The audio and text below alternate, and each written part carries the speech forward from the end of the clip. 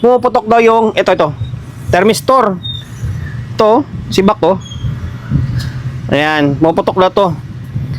Next muna natin itong haba, grabe. KKA Audio na CA100. Okay? KKA Audio na CA100. All the way from Pangasinan na naman. Ito rin yung may-ari ng ginawa natin nung nakaraan na CA60. Okay, by the way, shoutout and then maraming salamat sir sa pagkakatiwala ng mga unit mo rito sa akin. KKA CA60 naipadala na natin. Tapos, pinadala naman ulit tayo ng KKA na CA100. Ayan. Ang issue naman nito, kaya pinadala rito sa atin ay pumuputok daw yung ito thermistor. Ito, sibak ko. Ayan, pumuputok daw to. Kaya sana magawa natin. Tapos ano pa ba? Fixed bias. Yan. Basta yung tipong kung ano pwedeng gawin is gagawin natin dito. Grabe, ang laki. Grabe, dambuhala. Iwalay ko na lang siguro yung review ko tungkol dito para may dalawang content tayo. Ngayon, bago natin simulan ito troubleshoot to, wala ako sa rhythm. Bago natin sisimulan sa pagto-troubleshoot to, siyempre magpo-promote muna tayo agad ng YouTube channel natin. Sa mga hindi pa nakapag-subscribe, goal natin ngayong taon is 100k subscriber. Okay, 100k subscriber. Makakamit ko yun sa tulong nyo siyempre. Kung hindi ka pa nakapag-subscribe, subscribe ka, pindutin mo yung bell button sa gilid, select mo yung all. Yeah, kapag napindot mo na yan, manonotified ka kapag meron tayong bagong upload na video. Nag-upload tayo ng video isang beses, dalawang beses kada araw. Okay? Ngayon, pero grabe, laki oh. Dahil pumuputok yung ito daw, thermistor. Okay, ito unahin natin gagawin. Okay, unahin natin gagawin to bago tayo mag-proceed sa kung ano mang merong dapat pagawin. And then meron ako napansin, ang thermistor niya ay parang maliliit. Parang mababa yung value nito, parang maganda rito yung 10D25, yung yung makapal or mataas yung amperahe. Parang maliit siya eh. Okay, palitan natin yan. Ngayon, kalasin ko muna itong front panel niya. Nakalas ko na yung pinaka front panel niya. Ito, 10D25, ay 10D20 gamit. Nakailang na daw to, nakailang pa-repair si bossing. Kaso nasisibak daw. Kasi kanto, mababa yung rate nito eh. Ang ipapalit natin ito, 10D25. Yan, para mas mataas na value. 10 ohms na 25 ampere. Yan. Ito ipapalit natin. Mas malaki ito, di hamak ko. 'Di ba? Kumpara sa isa oh. Dapat ito para isa quad ba yung low rate. Yan, ngayon kalasin natin 'to, tapos palitan natin. Okay? Tandaan nyo ito 10D25. Kaya marami akong stock nito kasi bumibigay talaga yan. And then minsan kapag may mga sorted na mga MOSFET na dito, bumabalik din dito. Or may sira na diode, palit natin 3 piraso lang naman. Kunti lang yung kanya kunti lang yung thermistor niya. Napalitan ko na ito. Diba? Mas malalaki siya compare mo dito. Ang liliit. Okay? Ayan, pinalitan natin. Ngayon, balik natin tapos para matesting na natin kung ano pang ibang mga problema. Ibalik ko na yung front panel, bali 4 na tornilyo lang ito. Sana bayin ko natin. Ito yung pinampalitan natin Ngayon, naka-plug tayo. Kapag ganito, may mga nasisibak na parts, ugaliin nyo na gumamit kayo ng bulb. Pag hindi kayo gumamit ng bulb, naku, disgrasya abutin nyo dyan kapag na may problema pa. Okay, kaya ako, lagi may bulb ako. 2 piraso yung bulb natin Okay. Ngayon, kasi kapag may shorted, iilaw lang yung bulb. Okay? Ayan. Natin, maliwanag. Kailangan bumaba yan. Kailangan halos wala ka makitang ilaw. Okay? Yan. Nag-trigger ang soft start. Okay, nag-trigger ang relay. 2. Pansinin natin. Kung may maiiwan man na kunting ilaw, normal lang yan. Kasi sa sobrang taas ng amperahe nito, tulad yan, pansinin nyo, may kunting-kunti, na normal lang yan. Pero kung isa lang yung bulb na gamit mo, mas maliwanag yan. Mas maliwanag pa. Kasi hindi na kaya ng bulb na isa lang.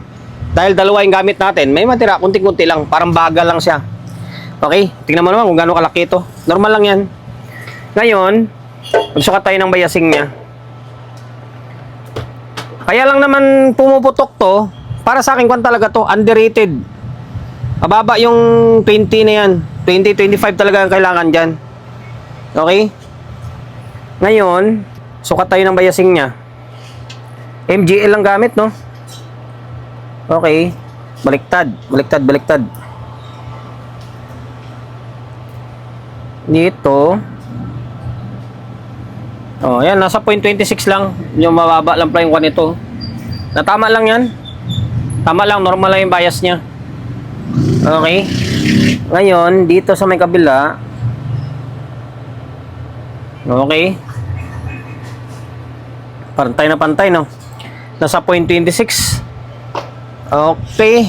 Bago ko siya i-fix bias, testing muna natin yung audio niya. Lagyan natin ng speaker and then input. Tingnan natin kung may audio. Okay, excited ako eh. Naglagay na ako ng audio. Ayan, haba. Alas hindi ko na maabot. Exit pa naman ang bias natin. May input and then may output na yan. Laptop natin, gumagana. Ngayon, switch on natin. Tingin ko, yun lang naman thermistor lang Tapos, i-fix bias lang natin to. Okay. Puntayin natin. Angas ng forma nyo, no? Ang linis na tingnan kasi kulay puti. Okay. May audio. May audio. Ganyan lang siya kalakas. Sa ganito kalaki. Kasi nga wala siyang kwan eh. Kasi wala siyang processor. Ganun talaga yan. Okay. And goods yung audio. Meaning, dito lang, pumutok yung thermistor. Ayun, i-fix bias natin. Yung bias na ipapalabas natin, kung maaari nga, ibaba pa natin, mga 0.25 lang eh. Para playing safe ba? Okay. Baklasin ko yung... Sige, pares lang naman natin babaklasin din ito eh. Ito na, nakalas ko na yung board ng channel 1. Ito, iniwan ko to. Yan, yung mga maliit na linya lang. Yung tinanggal natin. Haba, no? Ito lang naman yung amplifier stage niya, oh. Ito, relay section. Tapos, ito na yung stepper niya. Ngayon, 332. Yan, 332. 332, meaning 3.3. Ngayon, kalasin natin. Kalasin natin to.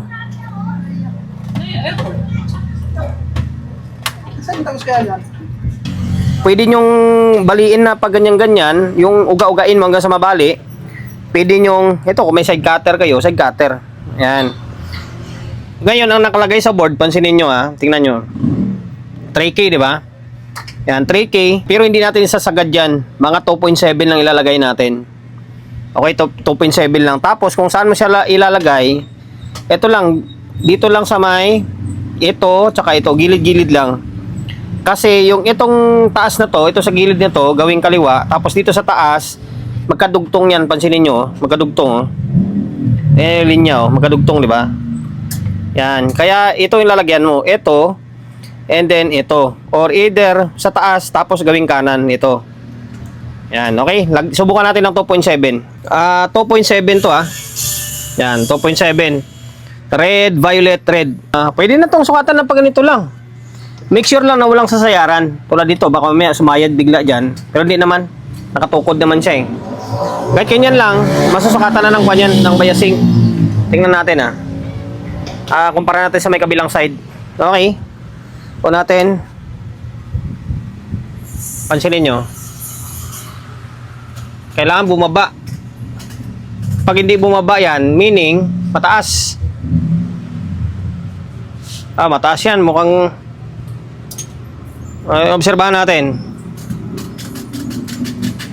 Parang mataas Hindi siya bumababa Mataas yan kapag ganyan. Kailangan sukatan ko muna saglit. Iinit yan.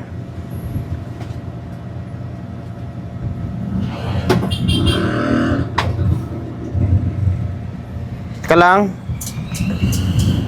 Ayaw Sukat tayo. Wala, ayaw. Ayan taas Di ba? Nasa 0.5. Hindi pwede. Pansinin nyo maliwanag pa siya Meaning mataas yan. Mataas, nasa 0.5 siya. Iinit yan kapag ganyan. Ulitin natin pakita ko sa inyo Ba't parang walang bias dito sa ilalim Ito sa taas meron. Baliktad. Ba't wala dito sa baba? Wala oh. Ba't wala dito? Pero dito sa taas meron.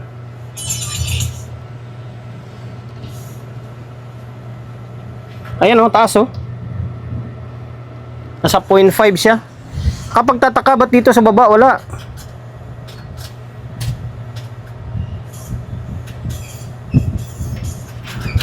Ba't wala dito? Posible naman.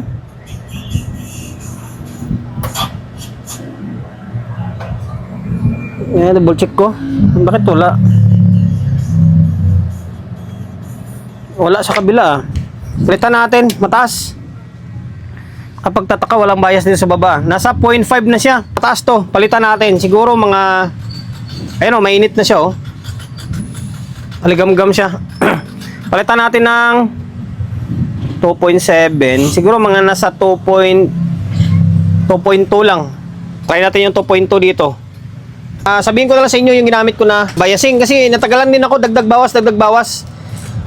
Sablay pala. Kaya pala mataas yung bias kanina. Hindi pala siya, ito lang yung magkakaroon ng bias. Sa baba, hindi magkakaroon kapag hindi mo na i-connect yan, oh, sa may OP amp niya. Kasi kasama yata yung supply dyan. Kaya kailangan nakakabit lahat. Okay, kakaiba rin yung design nito ah. Ngayon, ang ginamit natin ay 2K tsaka 560. 2.560. Okay, ayan. Ayan. Tingnan nyo, oh. Okay, 2.560 yan ah. Ngayon, sukatan natin. Pakita ko sa inyo. Kaya pala kanina eh. Sobrang taas. Bagay, mataas naman ng 2.7 pa rin eh. Tingnan nyo. Sinasira yun. Oh, ayan oh. Diba? Yan. Ngayon, ito yung isa. Yung stock pa to ah. Oh, mataas-taas lang siya ng millivolt lang. Kunting-kunti lang. Binaba lang natin ng konti. Okay, tapos ito yung Phoenix natin. Oh, ayun oh. Ganda niya oh. Okay, 2.560 yan ah.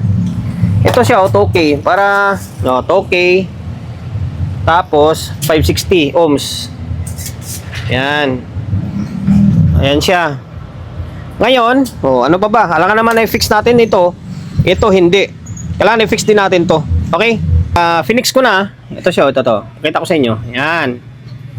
Yan value niya no. Okay. 2K tapos 560. Naka-series. Kung meron kayong 2.5, pwede yan. Kahit 2.5 na lalagay mo. Tapos yan, gilid-gilid lang siya. 2.7 kanina, pwede rin yun. Kaso medyo mataas siya. Ayan. Ngayon, okay na. Yung isa, ayan siya. Ngayon, balik natin to. Tingin ko, okay na to. Yan lang naman eh, oh. Yan. Yung thermistor lang naman. Kaya nagkaganyan yan dahil maliit ito, maliit. Hindi niya kaya itong ganito kalaki oh. Okay, balik natin yung board tapos audio testing tayo. Naglagay ulit tayo ng speaker. Speaker yan, di alas ni makita. May audio input. Laptop natin kanina pag gumagana yan. Ngayon, switch on. Okay, kakaiba yung design nito. Kailangan maibalik mo lahat bago ka makasukat ng biasing. Okay. Yan. Nag-relay.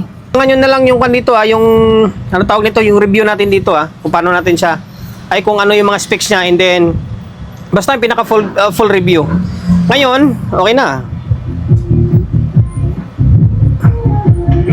Yun oh. Hindi talaga ganun kalakas to kasi wala siyang processor eh. Yan, maka-copyright pa tayo. Yan, okay na. Yun lang naman eh. Buti ito lang yung nasira.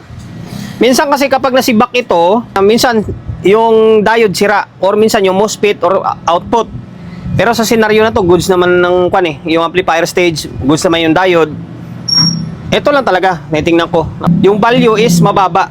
Mababa siya, hindi akma para dito. Okay, nilagay natin is 10D, 25, malaki yan. Okay, tapos Phoenix bias natin, 2.5. 2.5K. Ayan. Okay, goods na to. And then, sana nakapagbigay idea tayo sa mga kapwa natin technician. Ito guys, may dadagdag ko lang sa mga kapwa natin technician na medyo bago-baguhan pa lang. Hindi baling tumaas yung value nyo Value, hindi yung resistance ha.